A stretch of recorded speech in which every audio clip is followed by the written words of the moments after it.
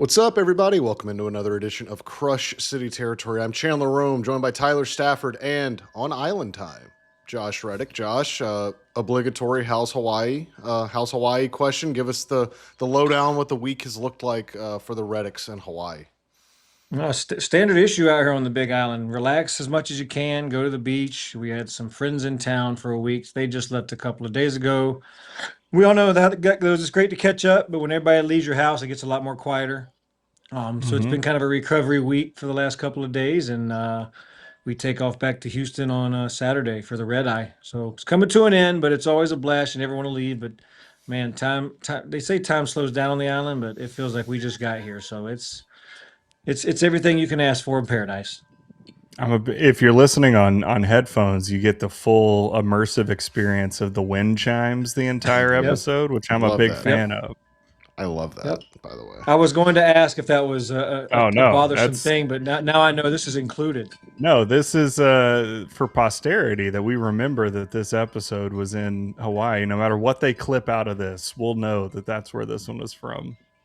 Well, I mean, you got the Yeah. the Oh, you shirt got the that can baseball kinda help on you just in case?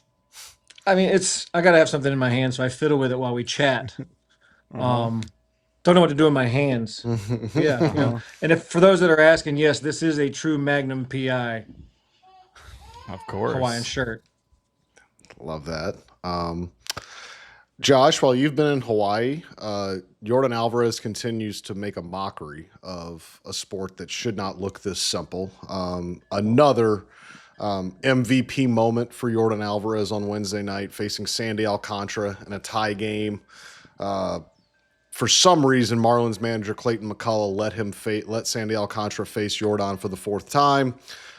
Didn't make really that bad of a pitch. It was in the zone, which, like, if you throw Yordan anything in the zone, it's ill-advised, but wasn't even that bad of a pitch if you look at it. Yordan goes the other way for a 2-run go-ahead opposite field home run.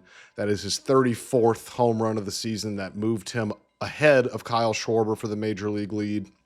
He now has a 201 OPS plus.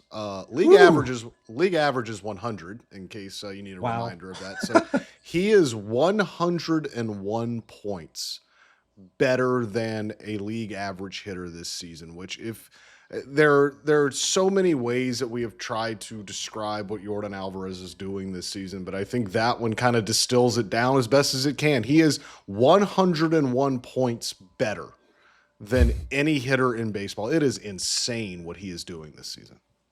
Gosh, I mean, you look back at these years don't happen. So enjoy this experience for one. And if I'm a opposing pitching staff or a pitching coach or a manager, I'm not pitching to this guy in anything close to a game that I can possibly win. So I don't care if it's Sandy Alcantara or Roger Clemens on the mound right now. He's going to hit it and it's going to go very far.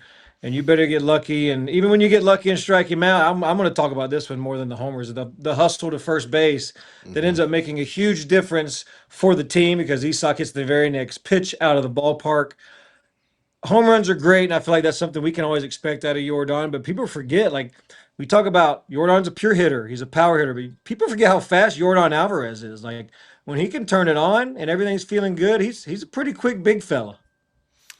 He is more athletic than would meet the eye. If you look at him, he is far more athletic than you would think. He is averaging 24.9 feet per second when he sprints. That's in the 5th percentile of Major League Baseball. So certainly not going to call him a burner, but yes, Josh, he moves better than I think a lot of people would give him credit for. And when he wants to, He's quick. My hot take, though, so he's down he's basically been 26 and a half his entire career, and this year he's basically 25. I think he is purposefully just not sprinting as much, which good. Quit running, Yordan. Yeah. I don't want to say. I don't have any interest in seeing you try to leg anything. If you have to turn it on for one, sprint down to first, that's fine. But that's it. You jog as much as you need to, and you take your 4 ABs, and we will call it a day. Once a week minimum. That's all you get. One bust your butt down the line. That's it. A week. One a week. That. I will gladly take that. So, one of the main reasons that Clayton McCullough had to even consider pitching to Yordan Alvarez last night in that game was because Jeremy Peña got on base in front of Yordan Alvarez.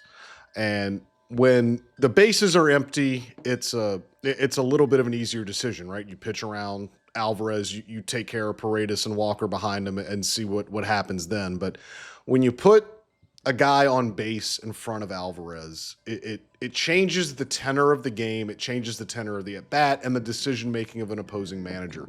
So it's why I wanted to talk about just who's hitting ahead of and behind Yordan. And in the Astros iteration of a full strength Astros lineup, that's Jeremy Peña is going to be hitting leadoff, and Isaac Paredes is going to be hitting third behind Yordan in the 2-hole.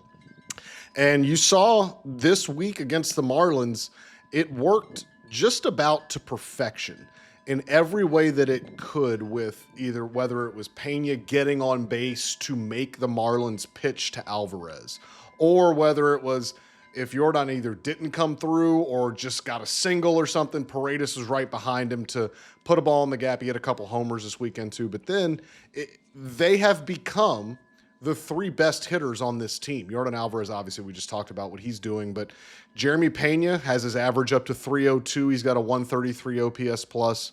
Isaac Paredes has a 122 OPS plus. There's only one other Astro with an OPS plus over 100, and that's Christian Walker, who has been scuffling of late the last 2 months, but still has the OPS plus over 100.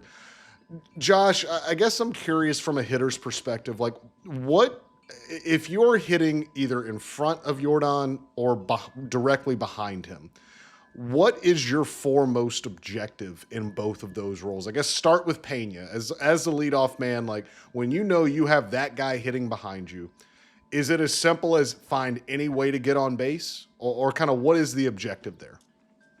I can speak from personal perspective. In 17, when I was hitting between the MVP and the World Series MVP, so for me, from that perspective, it usually was 1-0 a lot of times with Springer ahead of me. So I guess became the leadoff guy. Um, I looked to attack early. I mean, these guys are trying to get ahead just to get you out to focus on getting the next guy or the guy before you. So yeah, as for Payne, I'm looking for something early. I think he did swing a little bit earlier in the counts than this homestand, if I do remember watching the highlights. Um, so I'm looking at it that way. Find a way to get on, but don't be passive up there. Let it eat and get on there when you need to, because they're just trying to get rid of you as quick as possible to use all their focus for that inning on a guy like Yordan, or guy for my sake, a guy like Altuve, who was fantastic in that. But what Yordan is doing, I mean, and then you got the guy behind him, and I think the job gets harder for Paredes, because whether Yordan does do the job or not, or gets on base, like you got to lock in, because okay, we kept Yordan in the ballpark. Like that feels like that's a win for an opposing pitcher. Like we gave up a single, yay, we won that at bat. So if I'm Isaac Paredes, I feel like you have to almost lock in a little more, maybe sit back a little more off speed to kind of let that guy feels like he's got a little bit of a breather now. So I think the job gets a little harder with Paredes, but also can be to his benefit too, because they exert so much on Yordan that they can just easily lose focus and let things slip and hang stuff, as we've seen him hit those first pitch sliders out of the ballpark, or first pitch heaters up and in that he loves so much. So um, I just think it makes their jobs easier, but at the same time, like they still have to succeed and get the job done. So yeah, it makes it easier, but still not an easy task. I got some stats for you. So, last 14 days, Jeremy Peña has a 345 batting average. Isaac Paredes has a 353 batting average. They are both behind this fella, Yordan Alvarez. Would anyone like to take a guess at what Yordan's batting average is in his last 40 plate appearances in the last 14 days? Does it start with a 5? It does. He's batting 520, 515, 524. 515 with 5 home runs in his last 14 days. What's the OBP? This one has WOBA. So WOBA is 688, which is just disgusting. I don't know what that means. That's okay. It's weighted on. It's pretty close to the same. Weighted on base. It's disgusting. Is the point? I mean, Yes. just outrageous. And yeah, I agree with you. I believe it was the first pitch that Peña got on in the 8th inning last night, and then Yordan is going to make you work, and then Paredes is also, he's going to see 8 pitches whether you like it or not in just about every at bat. So we have talked about just the length of the lineup wearing pitchers down. Like you're tired after having to face those 3 guys because you're going to have to throw a ton of pitches, especially to the second 2 there. And yeah, it just makes the whole lineup better. I mean, it would be phenomenal if you could get those first 3 months of Christian Walker right now.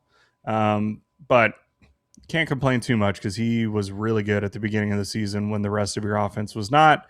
He happens to be in a cold streak right now.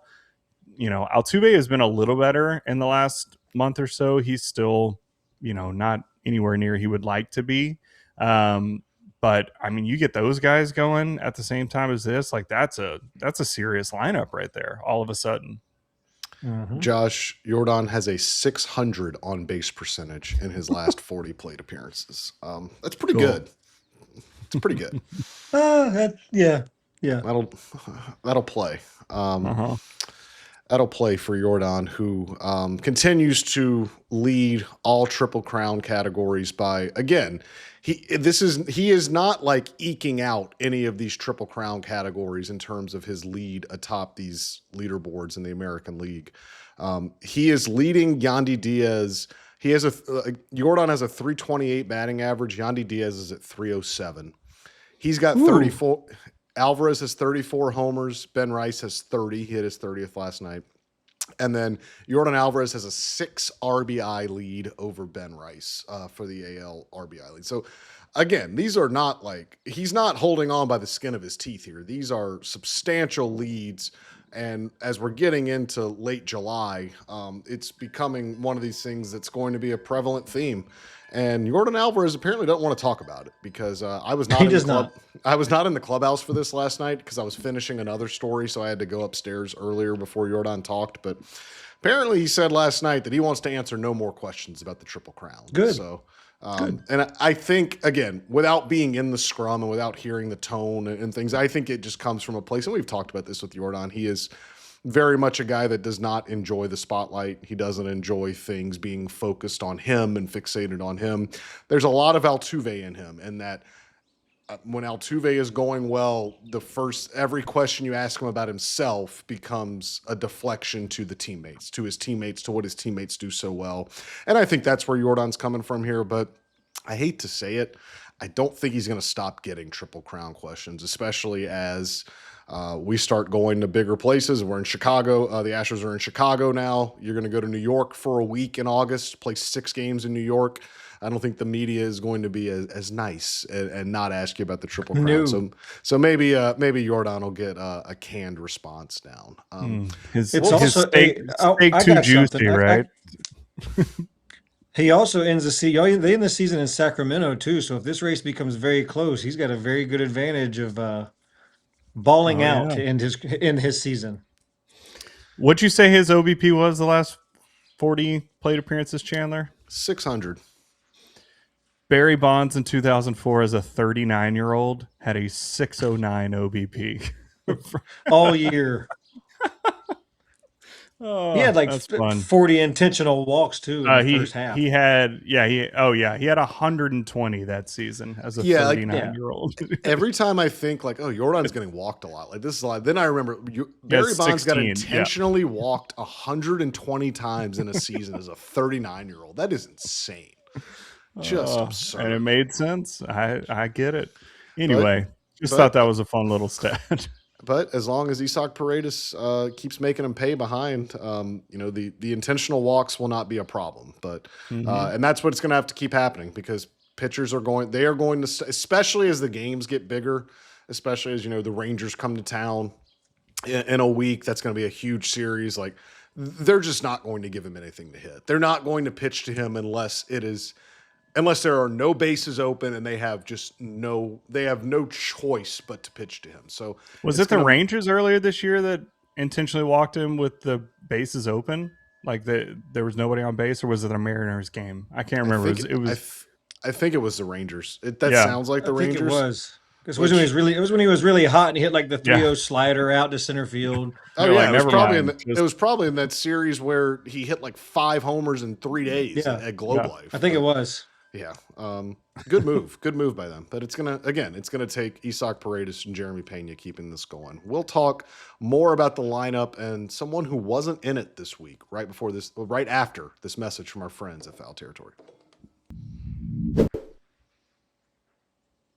If you're watching us, you already know we're wearing Mack Weldon right now as we talk about a great brand that makes things so comfortable and easy to wear. But if you're listening to the show, let me tell you a little bit more about Mack Weldon with my friend Eric Kratz. Yeah, it's comfortable, it's light, it's summertime right now. For me, though, they cater to what I need, tall clothes. Normally when I buy tall clothes, it's like something that's cumbersome and boxy. It still fits incredibly well, super light, perfect for the summertime. They got me all covered. Comfortable performance material can be yours. Mack Weldon is the spot. Don't sweat the heat this summer. Feel as effortlessly cool as you look with Mack Weldon. Go to mackweldon.com and get 20% off your first order of $125 or more with promo code FOUL. That's MACKWELDON.com, code FOUL.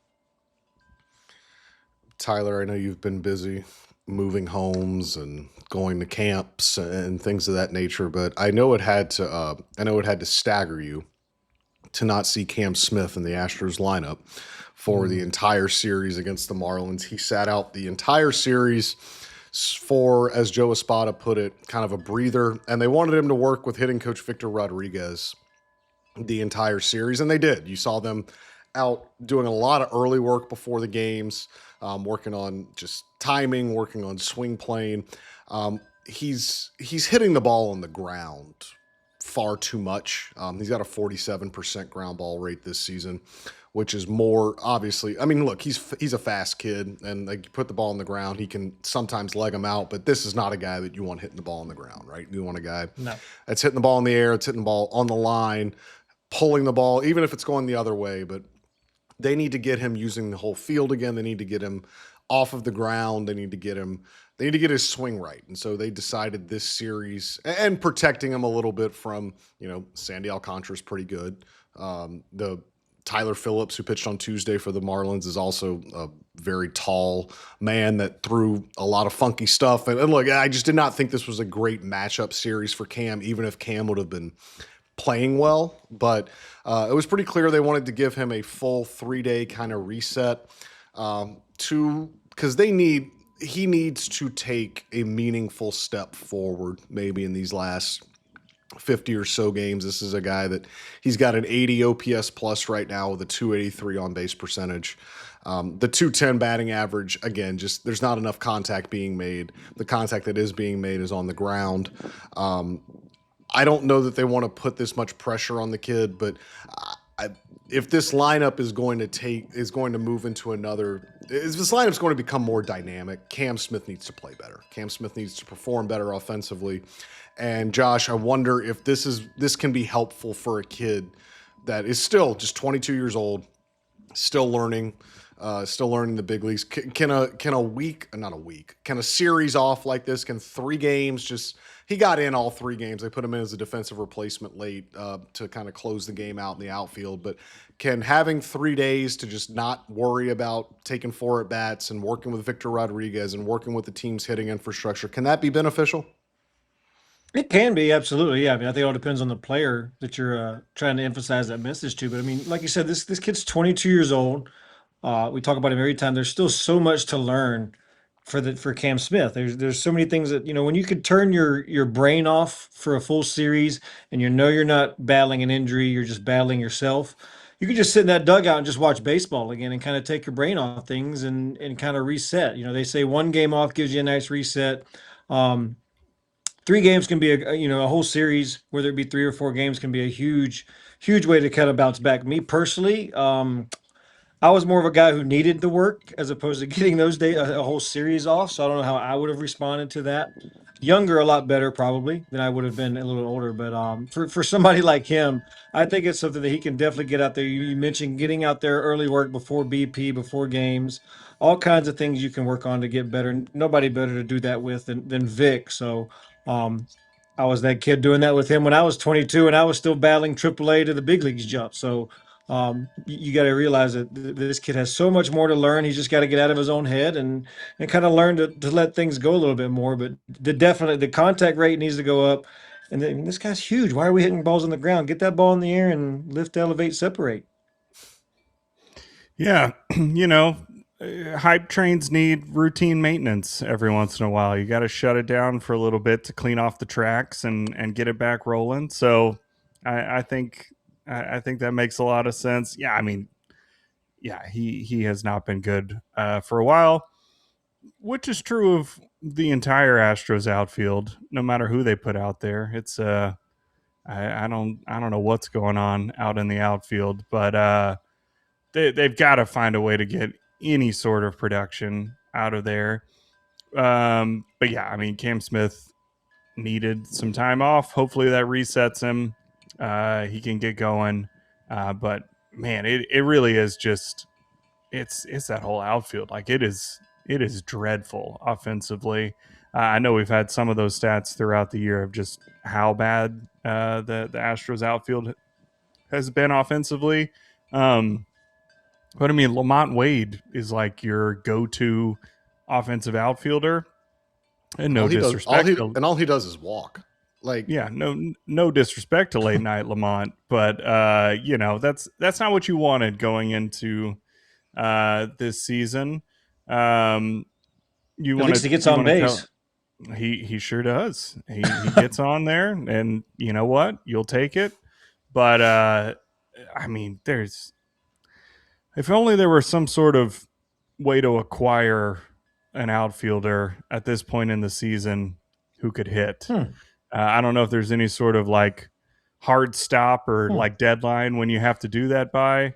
But I would be focusing on that if I were in charge of the Astros roster. They are.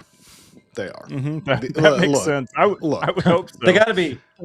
I mean, look, like we talked about it in the first segment. Like, this is a 3-man lineup at this point. And now one of those men is just a freak, Yordan. Like, I mean, but it has distilled down to this is a 3-man lineup with Christian Walker occasionally contributing. And, he's even had to be moved down to 6th in the batting order. Like, Lamont Wade hit over him on Wednesday. Like, they've had to move him down to 6th in the batting order because he has not been good now for a solid 2 months. Like, I understand the thought that they need pitching, and they do. Like, and they're looking for pitching as well. This is not just an offense focused deadline. But Josh, I wonder if you agree, but like, it's glaring to me. Like, they have got to get another bat. They have got to get someone that can hit in the middle of this order every day. And at this point, again, like, I know Dana's going to say he wants a left-handed hitter till he's blue in the face. Like, at this point, I don't think handedness matters. I don't think the platoon side matters. I think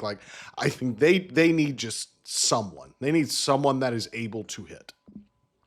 I mean, at this point, you can't be too picky about left or right. So get a guy out there who can hit in general and throw him out there, because we just mentioned this is a 3-man lineup right now. And if you can get one guy to at least make it a 4.5-man lineup, that'd be pretty fantastic right about now. So definitely got to find somebody who can rake. I don't care what side of the plate he hits from. And the question is, who do you get rid of to get that piece? I want to know that one. That's where it becomes a interesting move. I think they're going to have to trade from their current major league pitching staff. I think that is where they have enough attractive surplus value, right? Like, whether it's a guy like Blue Ball, whether they can find someone to take on Christian Javier's contract. And again, like, I don't know that they will find someone to do that, but this is a guy that's throwing mop-up innings and making $12 million to do so. Like, he does not have a role here. Like, I'm not sure if it's and again, I don't know that they would find anyone to take on the full contract, but they may have to pay some of it down. But I mean, this is still a guy that started a no-hitter in the World Series and has been a very, very good starting pitcher pretty recently. So I wonder if that could be something they look at. Peter Lambert, who I wrote about in The Athletic on Wednesday, just kind of his renaissance and how the Astros have helped to remake him. I know for a fact he's drawing. I mean, there were scouts there this series that Peter Lambert was on their list, because that's kind of how this works, right? With scouts, like they go into each series and they've got a list from their GMs or whoever is like sending them on assignment. And it's like, all right, like we want you to write up these select guys because like we're interested in them. And just because they get written up and just because they're on the list doesn't mean that it's going to automatically means like, oh, this team is going to ask for this guy, but it just shows that there's interest. And Peter Lambert was on some of these lists that they were like, hey, like write this guy up. So Peter Lambert's also attracting attention and attracting interest. And bear in mind too, he's arbitration eligible next year too. So he's got another year of team control, which only increases his value. His value has skyrocketed across these 100 innings he's thrown for the Astros, where he has a 3.03 ERA and has been the best story on an otherwise just pretty awful pitching staff. But look, it's going to hurt, right? Like you don't make trades that don't hurt. So when you acquire a good player, you have to give up a good player as well. That's the funny thing to me when I look at all these. Shout out to the Apollo guys. I hope you're getting all the clicks you want. I hope you're getting all the revenue, and I hope you're driving as much traffic as you are on your on your trade valuation thing. Way to go, Josh. Brilliant idea. I'm already kind of getting tired of all of the machinations though, because all of the machinations just end up being, here are 6 bad players for the one good player you're trying to get and see if that works out. Like, that's just not how this works. So no, it's like every fantasy football league you're ever in. Like, what if I give you 4 bench guys for your starting running back? For Josh Allen. No. Yeah. If I throw in 3 more bad players, can I get your good player for the 5 bad players instead of 2 bad players? No, it's not how that works. Oh, it'd be a real shame to clear out my entire system of all these bad players. Do you mind taking them on for me? Yeah, people don't always understand how that. My general rule of thumb is if your trade proposal does not immediately make you want to throw up, it's not real. Like if you are not like grossed out by what you just put down, that's not a real trade proposal, because no GM worth their salt is picking up the phone for anything that doesn't make you hurt. Because you got to remember, you already have that good guy on your team. In order for him to leave it's easier to just keep a good guy on your team. He's already there. So in order for you to move him to another team, it has to be worth more to you to acquire these players than it is to keep the already good guy on the team that you work for. So they're not just going to take trash for whoever it is. So again, if it is not making you sick, it is not a real trade proposal. I mean, again, like bear in mind, like the Dylan Cease deal that the Astros were trying to work through last year, like that was going to be a rental. Like Dylan Cease was a rental because he signed with the Blue Jays, obviously, this offseason. But I mean, Spencer Arrighetti was talked about and discussed in that deal. That is a starting pitcher that won American League Pitcher of the Month 2 months ago and has 4 more years of team control left. And that was for a rental starting pitcher. That just goes to show you that, and especially now, Tyler, especially in this market, which is going to be such a seller's market, because there are no sellers. There are going to be like 4 teams that are going to sell. So they're all bad, which is why they're sellers. There's not a lot of guys on the team that you can go get. They're all bad, and they all want to repurpose and reimagine themselves and get good again quickly. And that takes young, controllable talent. And that's why it's going to hurt when you see and you hear a lot of what is being asked of the Astros, because look, like, yeah, they have a bunch of outfielders at AAA, that a bunch of quad A outfielders. Like, that's not going to get you anything. What will get you things? You don't want them on your team right now. Correct. Like, why would someone else? Yep. They don't. Right. We'll discuss maybe the back end of the Astros bullpen right after this message from our friends at Stride.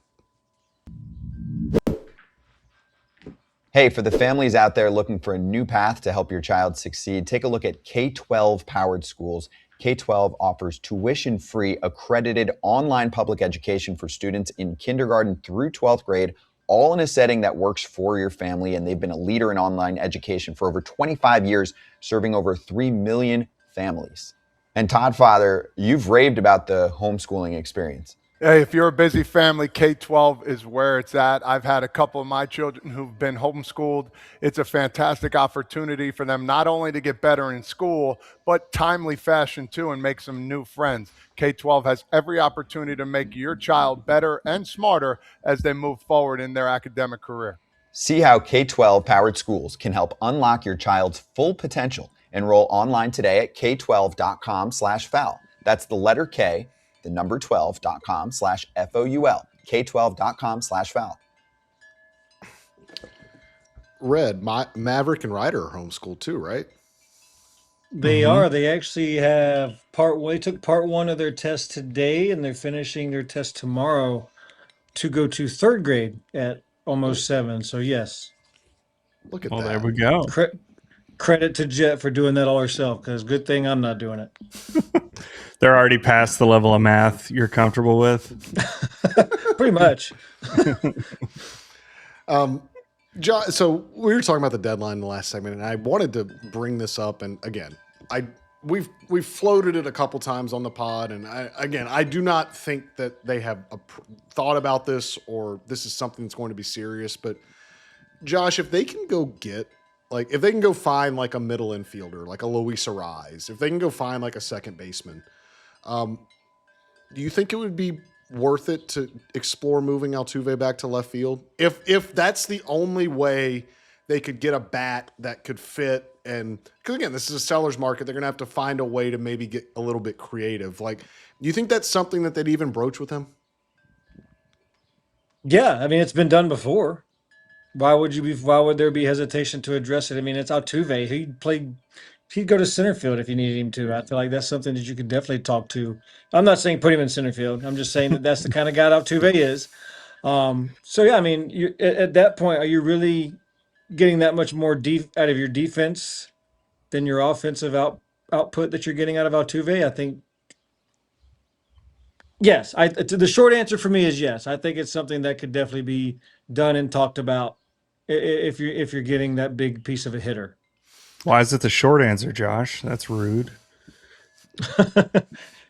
I mean, I think if you're talking to Altuve, he cares about this team. That's what he wants. And if you show him a piece of paper that says this team is better with this guy in the lineup, and the only place he can play is second base, and we need you to play in left field, I think he does it. I think it's got to be at least a name that is like Luis Arraez has won a batting I think that matters when you're talking about moving your Hall of Famer. I don't think it could just be some random person, but at the same time, I agree with you, Josh, that I think Altuve just says, where do you need me to play and when do you need me to hit in order for this team to win? Because that is all he cares about at this point. And he'll play wherever. And of course, Yordan has played left field well enough where you can also DH Altuve a lot of the time. There are ways to figure that out. But boy, what a defense if you put Luis Arraez at second base, who is already not a good defender, and then throw Altuve in left field. Good luck out there. But Wash has turned Luis Arraez into like serviceable. He's not. I mean, he's not Craig Biggio, but he's serviceable. He's not elite. He's serviceable. Chipper Jones played left field for like 3 years in the show, so there's my argument. Carlos Lee played left field for the Astros. Yes, he did. I mean, Carlos Lee was the fun fact. Carlos Lee was the first time I ever made SportsCenter top 10. Oh, when he was playing left. No, he robbed a home run in Atlanta, and I was 18 years old, and I was sitting front row, and I tried to catch it, and he took it out of my hands. That's awesome. All I saw was a glove come up, and I remember being so excited that night to turn on top 10, and it was number 1, and all you see is me just reaching over trying to catch a baseball. Somebody find that clip. That has to exist Thanks, on Carlos the internet Lee. somewhere. Josh, we need that. 2005. Josh, we figured out on the last pod, and maybe we should have known this. We didn't know that you got MVP votes. Yeah, in 2012. Yeah, the year you won the Gold Glove, like, because that was the year of the Miggy and Trout debate. Miggy won the Triple Crown, but Trout was like the demonstrably better player. But Miggy won MVP because he won the Triple Crown. And as I'm looking at the ballot, because we were talking about it in the last pod, I'm looking at the ballot. I'm like, oh, Pick him up. I'm like, oh, Josh Reddick. Josh Reddick finished 12th. 5 I was 10th in home runs. I think I was 10th in the league in homers. 5-win season, won a Gold Glove. Look at you. Got 32 pumps, 85 stakes. Hey, Yeah. That's not bad. That's about what Yordan's at right now. Yeah. He's got Mike a Brantley little tried to be season left. Uncle Mike tried to be a smart butt because he said him and Springer were the only ones who ever get MVP votes. I told him, turn back the clock to 2012, Mike. Got him. And Mike said I would love to. Sure did. Real quick, Bryan Abreu got the save last night because Josh Hader had pitched 2 days in a row. As we have said, the stuff has looked better. You're seeing some 96s, 97s. Yeah, Velo was up. He's got the cutter now that differentiates from his slider. The command has still not been perfect, but you can't argue with the results. And Bryan Abreu's last 11 2/3 innings, he's allowed 3 earned runs, and he's walked 3 guys. Is he back in the circle of trust? Kind of has to be, right? There's not a very big circle. Pretty much anybody out there is going to be somewhere in the circle of trust. But listen, we've talked about he's never going to know where those pitchers are going for the most part. But if he's throwing them 96 instead of 93, you can live with that, So I mean, if he's averaging 96, he touched 98 like that will play, and you can make it work. And he didn't throw a single pitch anywhere near the middle of the zone. It was all either way out of the zone or on the edges. And again, if you're throwing that hard and your slider moves like that, like, great. That's just what he needed. That was so much of the issue earlier in the season is not only does he not know where this is going, it's 92, 93. Like, you're just going to get destroyed. And so it was like, yeah, as long as he's able to throw 96, let's bump it up another tick, and I'll feel a little more comfortable in the circle of trust. But right now, your circle of trust is, did Josh Hader pitch yesterday?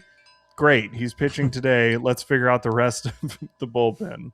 Tomorrow. Yeah, I agree. Yeah. I mean, I think one thing that probably needs to change with Bryan is workload. I mean, he's pretty much a veteran now, a veteran reliever who's been in a lot of high leverage baseball games. Give him more time to recover and kind of treat him like a closer, so to speak.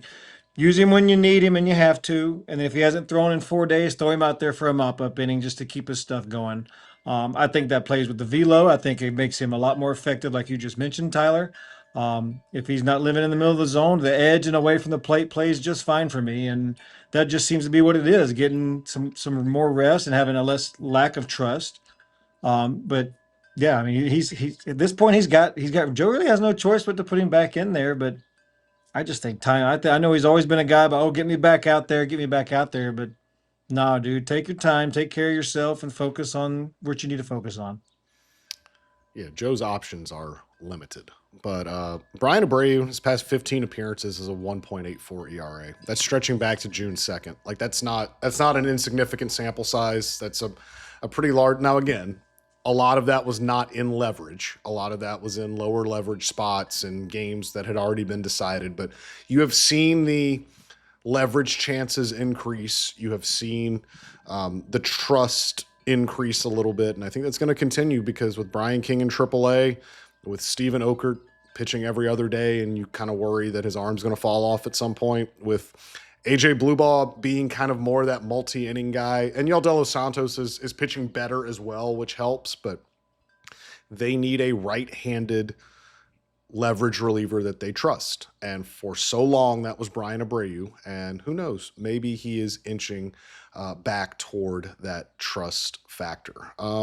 We'll see this weekend at Rate Field, where at the house Jeff Blum built, the Astros will play the upstart Chicago White Sox, who I don't think have an everyday position player that is older than 25 years old, which is pretty incredible, just given this is a young team that I'm going to say this very affectionately.